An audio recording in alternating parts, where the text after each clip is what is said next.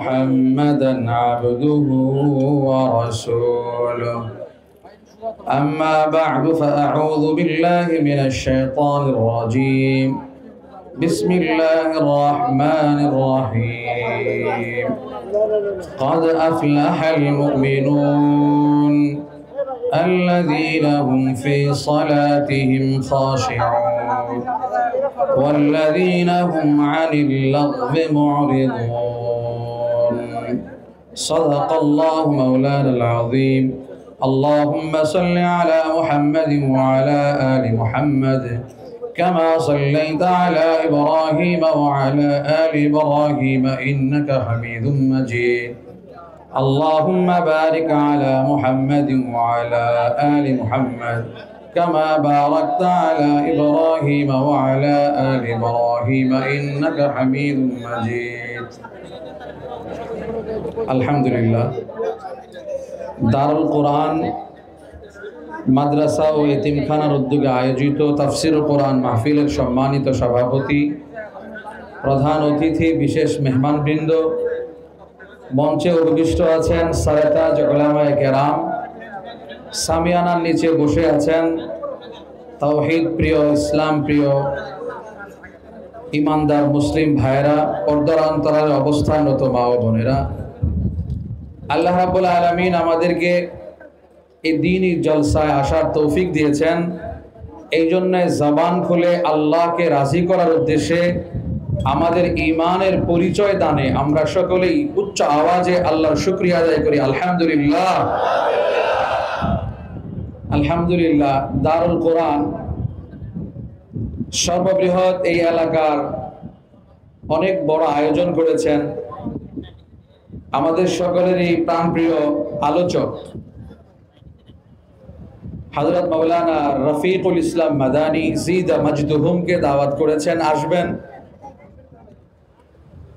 তো আলহামদুলিল্লাহ, আমরা কোরআন ও হাদিসের কথা আলোচনা শুনে নিজের জীবনকে পরিবর্তন করব। আমরা যারা মজমায় এসেছি, মাহফিলের আয়োজন করেছে এবং আমরা জমায়েত হয়েছি, সকলের উদ্দেশ্য কোরআন হাদিস জেনে মানা, তাই কিনা? কোরআন হাদিস জানবো, কোরআন হাদিস শুনবো, কোরআন হাদিস মানবো ইনশাআল্লাহ। কিন্তু আমাদের কারণে এই মাহফিলের ইখলাস নষ্ট হয়ে যায়। এর মধ্যে অন্যতম হলো এই এক ভাইরাল পদ্ধতির এই দুই পায়া, এই চার পায়া এই ক্যামেরাগুলি 10 মিনিট পার হয়ে যায় এদের মাইক্রোফোন এগুলো সেট করতেই। এরপরে তো আলোচক আরো আছেন, আমাদের আবার ঢাকায় ফিরতে হবে, আপনাদের কাছে দ্বীনি মেসেজ পৌঁছায় দেব। আমরা শুধু রেকর্ডে বিশ্বাসী নই, আমরা শুধু মিডিয়াতে বিশ্বাসী নই। কোরআন গাঁথতে চাই, কোরআন শিখতে চাই, কোরআনকে জায়গা দিতে চাই, নবীকে জায়গা দিতে চাই, কোরআনকে জায়গা দিতে চাই বাংলার প্রত্যেকটা মুসলমানের হৃদয়ে, ঠিক কিনা? এই মিডিয়া আজকে আছে, কালকে থাকবে না। এই ডিজিটালাইজড পদ্ধতি আছে, একদিন থাকবে না, মুছে যাবে। কিন্তু এই পৃথিবীর উপরে, আসমানের নিচে যতদিন পর্যন্ত এই মুসলমান বাকি থাকবে, প্রত্যেকের হৃদয়ের স্পন্দনে কোরআন এবং হাদিস চলতেই থাকবে ইনশাআল্লাহ। এটাকে মুছে ফেলা যাবে না।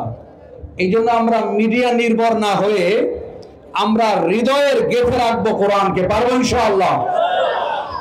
যদি হৃদয়ে গাঁথতে পারি, দিলের কান দিয়ে শ্রবণ করতে পারি, তাহলে বাড়িতে কিছু আমল, কিছু হেদায়েতের কথা নিয়ে যাওয়া যাবে। আর একজন ব্যক্তি জীবন গঠন হলে তার পরিবার গঠিত হবে, তার পরিবার গঠিত হলে তার সমাজ পরিবর্তন হবে, সমাজ পরিবর্তন হলে তার ওয়ার্ড পরিবর্তন হবে, ওয়ার্ড পরিবর্তন হলে ইউনিয়ন পরিবর্তন হবে, ইউনিয়ন পরিবর্তন হলে তার জেলা উপজেলা পরিবর্তন হবে, জেলা উপজেলা পরিবর্তন হলে বিভাগ পরিবর্তন হবে, বিভাগ পরিবর্তন হলে কোরআনের ছোঁয়ায় রাষ্ট্র পরিবর্তন হবে, রাষ্ট্র পরিবর্তন হলে আগামীর বিশ্ব হবে কোরআনের বিশ্ব। এই জন্যই আমার আপনার হৃদয়ে কোরআনকে জায়গা দিতে হবে, কোরআনকে অন্তরস্থান দিতে হবে, কোরআন অনুযায়ী সে অনুপাতে আমল করতে হবে। আমরা তো আছি তো ইনশাআল্লাহ। আল্লাহ আমাদের সবাইকে কবুল করুন, আমিন। কিন্তু মুহতারাম, যদি আপনার আমার হৃদয়ে জায়গা দিতে পারেন কোরআনকে, যদি কোরআনকে হৃদয়ঙ্গম করতে পারেন, তাহলে আজ থেকে প্রায় 100 বছরের অধিক পরে যেইভাবে কাজী সানাউল্লাহ পানিপথী ওই সময়কার জালেম শাসককে চক্ষু রাঙিয়ে জবাব দিতে পেরেছিল, আমার আপনার অন্তরে সিনায় পরিবারে রাষ্ট্রতন্ত্রে যদি কোরআনকে গাঁথতে পারি, তাহলে আমরাও সেই জালেমের রক্ত চক্ষুকে উপেক্ষা করে কোরআনের বলে বলিয়ান হয়ে রাসূলের আদর্শ সৈনিক হয়ে আমরাও তার সমুচিত জবাব দিতে পারবো, যেটা পেরেছে আফগানিস্তান। আফগানিস্তান মাত্র 3.5 বছরের রাষ্ট্র ক্ষমতা, তারা কোরআনের পলয় বলিয়ান হয়ে কোরআনের সাঁচে প্রত্যেকটা মন্ত্রণালয়কে ঢেলে সাজিয়েছে, প্রত্যেকটা স্তরে রাজনৈতিক অঙ্গনে, শিক্ষাঙ্গনে, প্রত্যেক ব্যবসায়িক প্রতিষ্ঠানে সব জায়গায় তারা কোরআনের আইনকে প্রণয়ন করেছে, কোরআনের আইনকে বাস্তবায়ন করেছে, কোরআনের অনুশাসনকে চালু করেছে। যে 3.5 বছরের মাথায় তারা 30 বছরের যুদ্ধ বিধ্বস্তদের তারা আজকে সারা পৃথিবীতে দেখায় দিয়েছে কোরআনের সৌন্দর্য, কোরআন ইসলামের সৌন্দর্য, হাদিসের সৌন্দর্য, তারা সারা পৃথিবীতে ওয়ার্ল্ড ফেমাস হয়ে গেছে।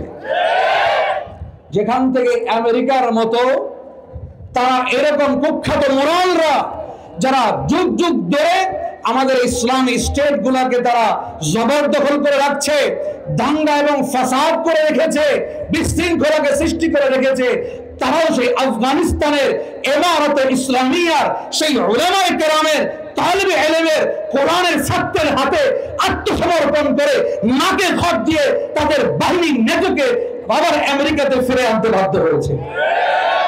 এটার একটা নমুনায় উলামায়ে কেরামের নিগরানিতে, উলামায়ে কেরামের তত্ত্বাবধানে এই গণ অভ্যুত্থানের মাধ্যমে, কোরআন প্রেমীদের মাধ্যমে 16 বছরের ফিসিবাদীরাও এই দেশ থেকে ইন্ডিয়ান ভারতের ক্ষমতা এই দখল করে রাখতে পারে নাই, পালন করতে বাধ্য হয়েছে। তার একটাই স্লোগান ছিল, সেই হুম্মাম কাদের, সেই কাদের সিদ্দিকী, সেই কাদের যে যারা ছিল চট্টগ্রামের, সে শুধু একমাত্র এক মঞ্চ থেকে নারায়ে তাকবীরের ধ্বনি দিয়েছিল। বিভিন্ন আমার আপনার দেশের রাজনৈতিক দল, বিভিন্ন অঙ্গ সংগঠন বলেছিল এটা জামাতের স্লোগান, কওমিদের স্লোগান, জঙ্গিদের স্লোগান। আজকে যারা এই বিরোধিতা করেছে, যারা এই কোরআনের বিপক্ষে করেছে, আল্লাহর এই বরকতের ধ্বনির বিরোধিতা করেছে, তাদেরকে এই তাকবীর ধ্বনি দিয়া এই দেশ থেকে বিতাড়িত করতে হয়েছে।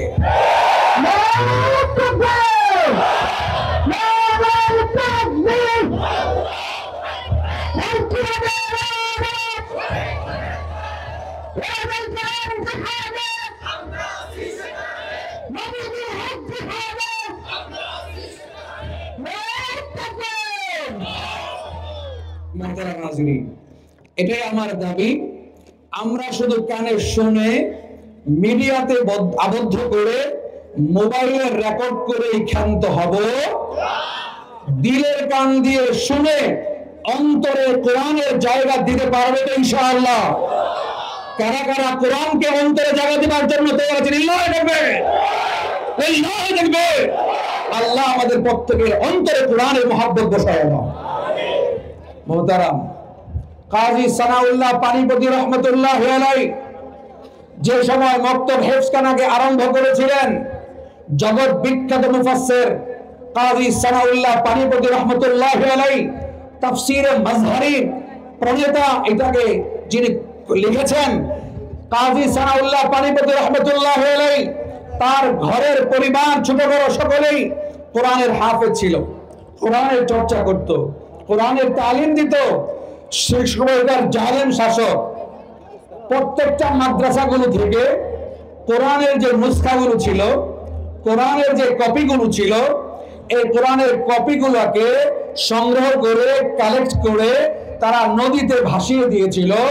সব পুড়িয়ে ফেলবে, কারণ কোরআনে আইন তাদের গাত্র দেওয়া হয়, কোরআনের আইন তাদের জ্বালা পোড়া করে, কোরআনের আইন তাদের ভালো লাগে না। এই জন্য তারা চিন্তা করেছে কোরআন রাখা যাবে না, কোরআনের কপি থাকবে না। সেই সময় কোরআনের প্রত্যেকটা কপিকে জ্বালিয়ে দেওয়ার জন্য, সমুদ্রে ভাসিয়ে দেওয়ার জন্য পায়তারা করেছে। কাজী সানাউল্লাহ পানিপতি রহমতুল্লাহি আলাইহি তিনি একজন ব্যক্তি ছিলেন, অকাতু ভয় আল্লাহর বীর সেনানী, রাসূলের প্রেমে যার দিন উজ্জীবিত ছিল।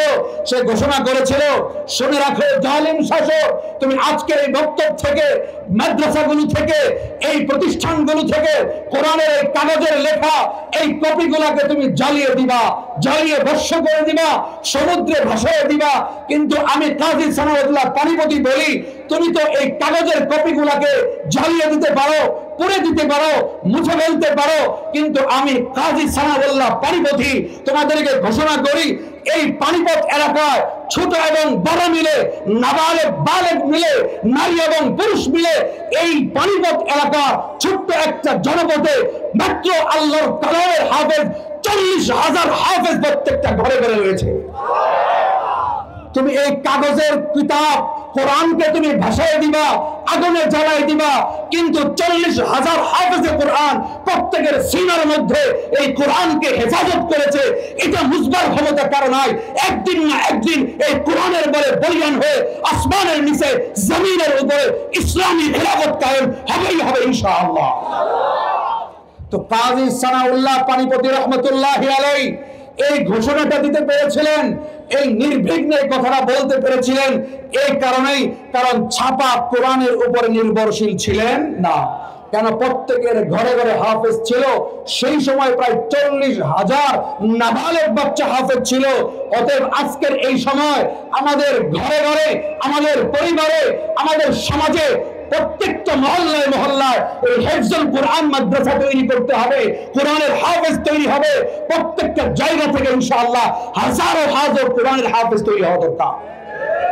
এই জন্য যদি আমার আপনার অন্তরে কোরআনে কারীম থাকে, হাফেজ হতে পারো, হাফেজ বানানো যায়, দিন শেখানো যায়, তাহলে ইনশাআল্লাহ আশা করা যায় এই পৃথিবীর আকাশে, এই আমার 56,000 বর্গ মাইলের এই এরিয়ার মধ্যে ইনশাআল্লাহ ইসলামের পতাকা একদিন একদিন উড়বেই। মুহতারাম হাজিরিন, সবাই মাত্র অল্প আর কিছুদিন বাকি, আর অল্প কিছুদিন বাকি। আল্লাহ আমাদেরকে বিজয়ের দ্বার প্রান্তে এসে পৌঁছাইছে। আমাদের অনৈক্য, আমাদের দূরত্ব যেন এই সফলতার চূড়ান্ত পর্যায়ে এসে আমাদের স্বাধীনতা, আমাদের এই সফলতা যেন আবার পরাজয় বরণ না করে, এই জন্য ঐক্যবদ্ধ হয়ে কোরআনের পথে আছি, কোরআনের পথে থাকবো। আগামীর চূড়ান্ত, আগামীর ঘোষণা, আগামী দিনের সংবিধান একমাত্র আল কোরআন, আগামী দিনের সংবিধান একমাত্র আল কোরআন।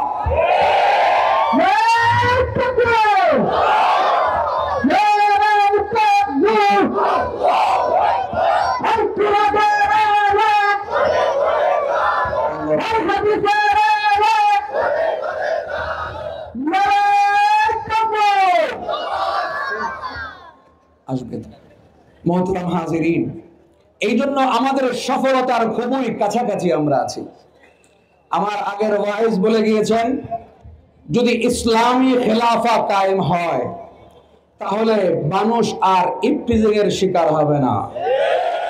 আমার আপনার মা বোন কোনদিন আর ধর্ষিতা হয়ে, লজ্জিত হয়ে ঘরের মধ্যে ধুকরে ধুকরে মরবে না। আমার আপনার সোনার ছেলেরা নাস্তিকবাদীর ছোঁয়ায় তারা ঈমান হারা হয়ে গুমরা হয়ে যাবে না। এই জন্য ইসলামী খেলাফা জরুরি। এর আগে প্রয়োজন হলো আমাদেরকে সংশোধন হইতে হবে। আমরা যদি সংশোধন না হই, তাহলে আমরা যদি আমার আপনার মতে অন্যায় করতেই থাকি, কোরআন হাদিসকে বিনয় করতেই থাকি, তাহলে কোনোদিন এই দেশের শাসক কোনোদিন ওমর ইবনুল খাত্তাবের মতো কেউ আসবে না। কারণ আমার আপনার মতো দুষ্কৃতিকারী, অন্যায়কারী, জুলুমকারী, ঠকবাজি ওজনে কম দেয়, অপরাধ করে, অন্যায় করি, গুনাহগারের জন্য কোনোদিন আল্লাহ ওমর ইবনুল খাত্তাবের মতো ন্যায় বিচারককে পাঠাবে না। এই জন্য আমার আপনার দেশের যদি, আমার আপনার দেশের শাসক যদি হতে হয় ওমর ইবনুল খাত্তাবের মতো, আবু বকরের মতো, খোলাফায়ে আরবার মতো যদি হতে হয়, তাহলে আমার আপনাকে আগে সংশোধন হতে হবে এবং এটা মেনে নিতে হবে, যত কঠিন হোক না কেন ইসলামী বিধান, কোরআনী বিধান, নবীর সুন্নাহ মানতে প্রস্তুত থাকবো ইনশাআল্লাহ। প্রস্তুত আছি তো ইনশাআল্লাহ? কিন্তু আমাদের ঐক্য নষ্ট করবার জন্য নানান ভাবে আমাদেরকে ধোঁকা দিয়ে বিভিন্ন ফাঁদে ফেলাবার চেষ্টা করতেছে। এই ধোঁকাবাজির একটা ধোঁকাবাজি আপনাদেরকে বলি, এরপরেই মাদ্রাসার আরো জরুরি কাজ আছে, আসবে, আমিও ঢাকায় চলে যাব, আবার কখনো দেখা হলে কথা বলবো। শুধু এতটুকুই আজকের আবেদন, আমরা কোরআনে, আল্লাহর কোরআন এবং নবীর মুহাব্বত অন্তরে গেঁথে সামনে চলার প্রত্যয় নিয়ে আজকের এই প্রোগ্রাম থেকে অঙ্গীকার করতে পারবো ইনশাআল্লাহ। আল্লাহ রাব্বুল আলামিন আমাদেরকে তৌফিক দান করুন। তবে এর আগে, শেষ করবার আগে ছোট্ট একটা আবেদন বা অনুরোধ। এই আমরা মাদ্রাসার মাঠ থেকে এই পর্যন্ত আসতে প্রায় 15 মিনিট লেগেছে। আপনারা পুরুষ মানুষ, আপনাদের সাথে ধাক্কা ধাক্কি লাগলে কোনো অসুবিধা নাই, কিন্তু একেবারে সেই তালটেকি পর্যন্ত বোধ হয়, এদিক থেকে তালটেকি, ওদিক থেকে শ্রীপুর, পুরাটা রাস্তার উপরে যেভাবে বাজার বসছে, যেভাবে ব্যবসা বসছে, মা বোনেরা যেভাবে কেনাকাটা করতেছে, এমনি আমাদের এই শ্রীপুরের সড়কটা হলো ব্যস্ততম সড়ক। এই সড়কের মধ্যে যে মা বোনরা আসছেন, পর পুরুষের সাথে ধাক্কা লাগছে, তাহলে এই যে ইসলামী খেলাফার ঘোষণা এখান থেকে দিলাম, আজকে এখান থেকে খেলাফত ইসলামের ঘোষণা দিলে এই যে মা বোনরা আজকে রাস্তায় বের হয়েছে, আমি তো মনে করি মা বোনদের দোষ হবে না, এটা তো ওই বাড়ির বাবা মা এবং ওই পরিবারের স্বামীকে এনে জনসম্মুখে দৌড়াতে হবে। তুমি কেমন মুসলিম, তোমার পরিবারকে বাজার করতে পাঠিয়েছো, এই পুরুষদের মাহফিলের মধ্যে পাঠিয়েছো, এই পুরুষ মাহফিল থেকে একটা জায়গা তো আলাদা প্যান্ডেল মা বোনদের জন্য করা হয়েছে। মা বোনদের জন্য যদি ব্যবস্থা করা হয়ে থাকে, এই ব্যস্ততম পুরুষের মধ্যে এইভাবে ঢলাঢলি করে চলাফেরা করা আজকে উইপ্রিজিং হওয়ার অন্যতম কারণ মা বোনদের মধ্যে দিনদারি, দিন শিক্ষার অভাব। মা বোনরা যদি আজকে সুন্দর শালীন পোশাক পরতেন, মা বোনরা যদি নিজের ইজ্জত এবং আবরুকে হেফাজত করতেন, তাহলে এখনো পর্যন্ত আমি হলফ করে বলতে পারি কোন পর্দানিশী মা এদিক দিয়ে চলাফেরা করবে, পুরুষ পাশ করে চলে যাবে, কোন নারীর দিকে তাকাবে তো দূরের কথা, বা স্পর্শ করার চেষ্টা পর্যন্ত করবে না। আপনার পোশাক শালীন হবে না, আপনার পোশাক হবে অলঙ্ঘনা, বেহায়াপনা, বেরামরাপনা। আপনি স্বামী হিসেবে কিনে দিবেন, ভাই হিসেবে বোনকে কিনে দিবেন, আপনি বাবা হিসেবে মেয়েকে কিনে দিবেন, আর রাস্তায় ইফতিজিং হলে, রাস্তায় পরপুরুষের ছোঁয়া লাগে, আপনি ইফতিজিং এর মামলা দিবেন, এর আগে আপনাকে ফাঁসির কাস্টে ঝোলানো দরকার। আপনি কেন মানুষদেরকে এইভাবে উলঙ্গ করে একেবারে নগ্নতার সাথে, বেপরদার সাথে আপনি রাস্তায় কেন বের করে দিলেন? এই জন্য আমরা শত কঠিন বাধা আসুক, আমার বিপক্ষে আইন হোক, কোরআনের আইন, ইসলামের আইন মানতে বাধ্য আছেন তো ইনশাআল্লাহ। এই জন্য আজকের যারা এই আয়োজন শুনছেন, আগামী প্রোগ্রাম আজকে থেকে ঘোষণা করা হলো, আগামী যত মাহফিল হবে 15 তারিখ সুগন্ধি মাদ্রাসায়, কাছের মাদ্রাসায়, এরপরে আছে দানেশ খন্দকার, 21 তারিখ আপনাদের পেদারটা। বাংলাদেশে একমাত্র একটা প্রতিষ্ঠান আলহামদুলিল্লাহ, অন্যতম আমাদের এই অঞ্চলে ইউনিয়নে, আল সাইয়্যিদুল আরবি ওয়াল আজম হুসাইন আহমদ মাদানী রাহমাতুল্লাহি আলাইহির বংশধর, আল্লাহর নবীর বংশধর, আওলাদে রাসূল, আল্লাহর নবীর বংশধর, আল্লাহর নবীর রক্তের যার শরীরে বহমান, এই পরিবারের একজন সদস্যকে এই পেদারটেক মাদ্রাসায় হাজির করা হবে। আমরা খুশি না আলহামদুলিল্লাহ? নবীকে দেখে নাই, নবীর এই পরিবারের সদস্যদেরকে দেখবো তো ইনশাআল্লাহ।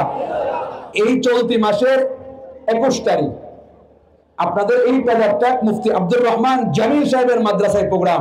ইনশাআল্লাহ এই প্রোগ্রামগুলো আমি আলোচনা এই জন্য করলাম, আজকের এই প্রোগ্রাম থেকে আমরা বলতে চাই, যারা বাজার করেছেন ভাই, আপনাদের কাছে করজোর মিনতি, আপনি বাজার করেন না, আপনিও মাহফিলে আসেন, কেননা আপনিও আমাদের মতো একজন মুসলিম।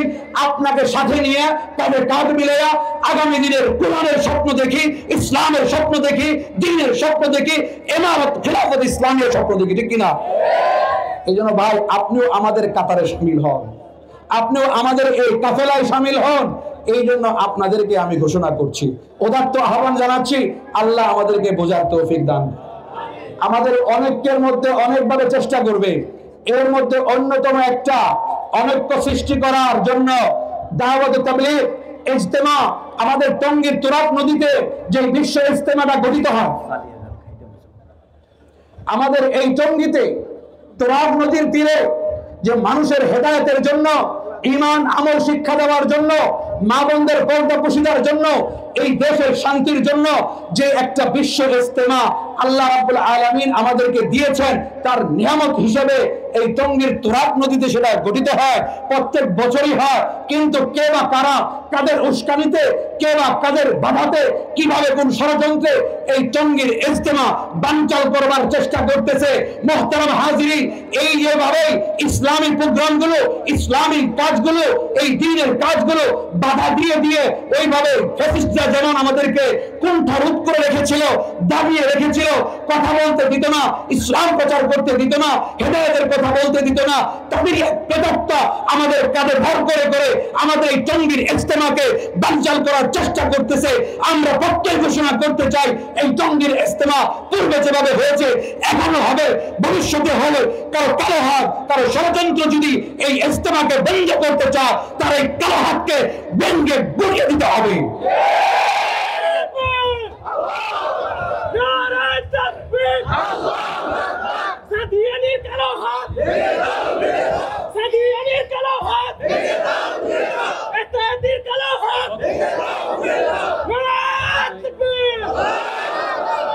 মুহতারাম, এই ইজতেমা থেকে, এই টঙ্গীর ইজতেমা 3 দিন নিসাব, 7 দিন 10 দিনের নিসাব, এই 40 দিনের চিল্লা, এটা মানুষকে ভালো মানুষ বানায়।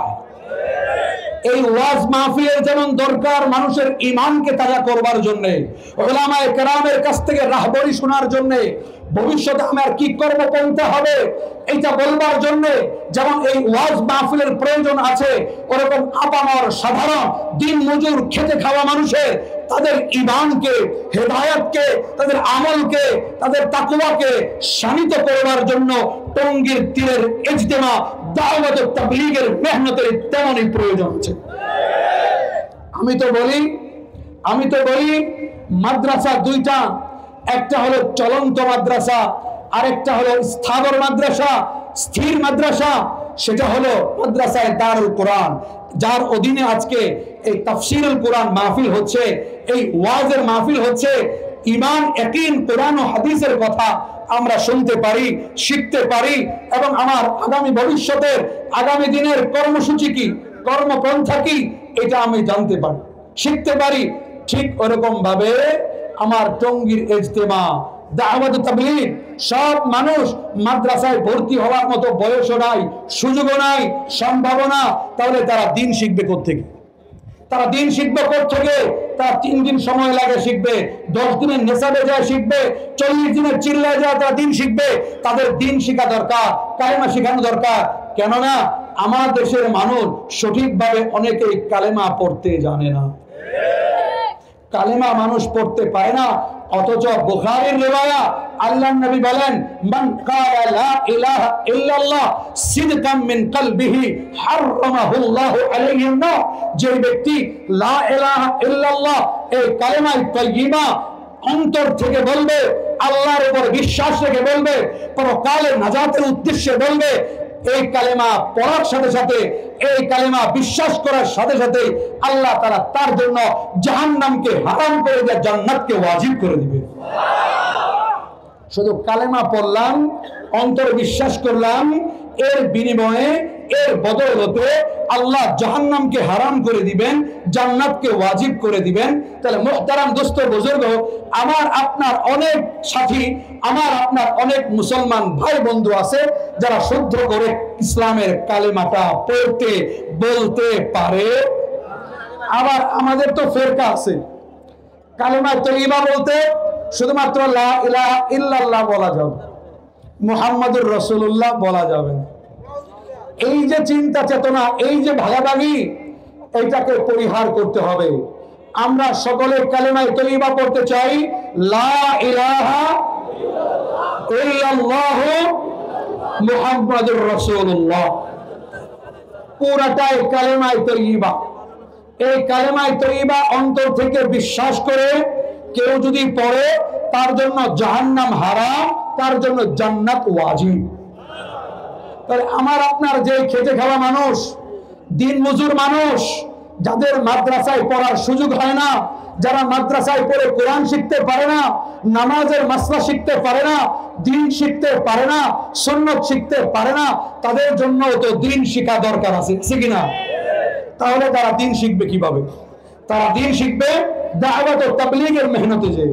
অতএব দাওয়াত ও তাবলীগের মেহনত অত্যন্ত জরুরি, এবং দাওয়াত ও তাবলীগের মেহনতের কাজ অত্যন্ত দামি কাজ, মুবারক কাজ। এটা ইনশাআল্লাহ টঙ্গী ইজতেমায় হবে, এবং এদের যারা বানচাল করতে চায় এটার প্রতিবাদে আগামী 5 তারিখ মঙ্গলবার আমাদের এই দেশের উলামায়ে কেরাম, তাবলীগের সাথী বুজুর্গ, সারা দেশের উলামায়ে কেরাম একত্রিত হয়ে সমাবেশের ডাক দিয়েছে।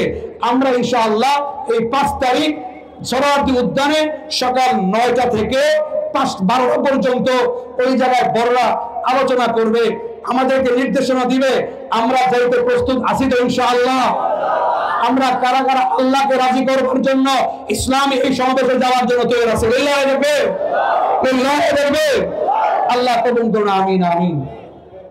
এখানে আমাদের এলাকা থেকে উলামায়ে কেরাম যাবে সোহরাওয়ার্দী উদ্যানে 5 তারিখে সকালবেলা বাস যুগে উলামায়ে কেরামের নেতৃত্বে আপনাদেরকে নিয়ে যাবে।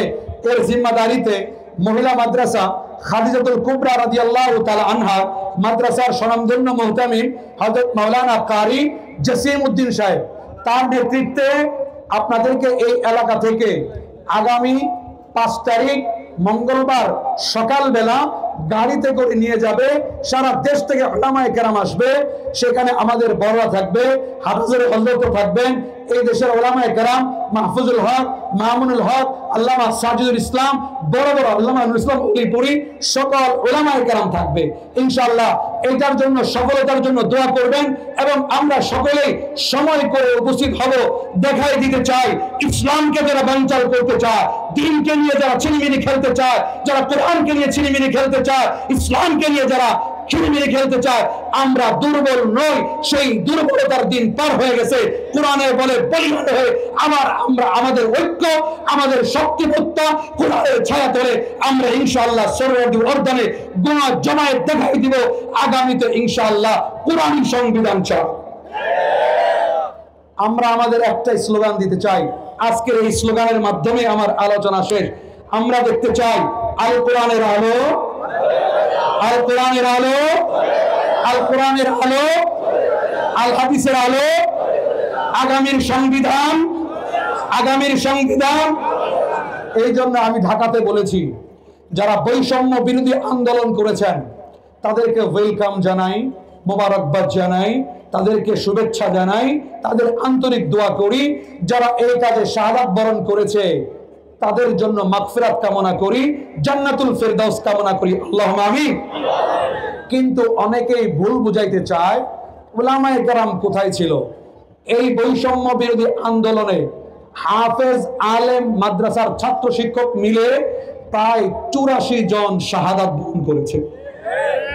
অতএব এই দেশে ফেসিবাদকে দূর করবার জন্য, ইসলামী পতাকা উড্ডীন করবার জন্য, খেলাফতে ইসলামী প্রতিষ্ঠার জন্য, সংবিধান কোরআনকে প্রতিষ্ঠার জন্য, এই দেশকে স্বাধীন করবার জন্য আপনার ভাই বন্ধু আপনারা যেমন রক্ত ঝরিয়েছেন, ঠিক তেমনি আমার আপনার এই দেশের নাগরিক, এই দেশের সোনার ছেলেরা, কোরআনের হাফেজেরা, আলেমরাও, ইসলাম প্রিয় মানুষেরাও তারাও রক্ত ঝরাইছে। যদি ইসলামকে নিয়ে, কোরআনকে নিয়ে ছিনিমিনি খেলে, তাহলে আপনারাও এই দেশে ইহুদিদের এজেন্ডা বাস্তবায়ন করতে পারবেন না, পারবেন না।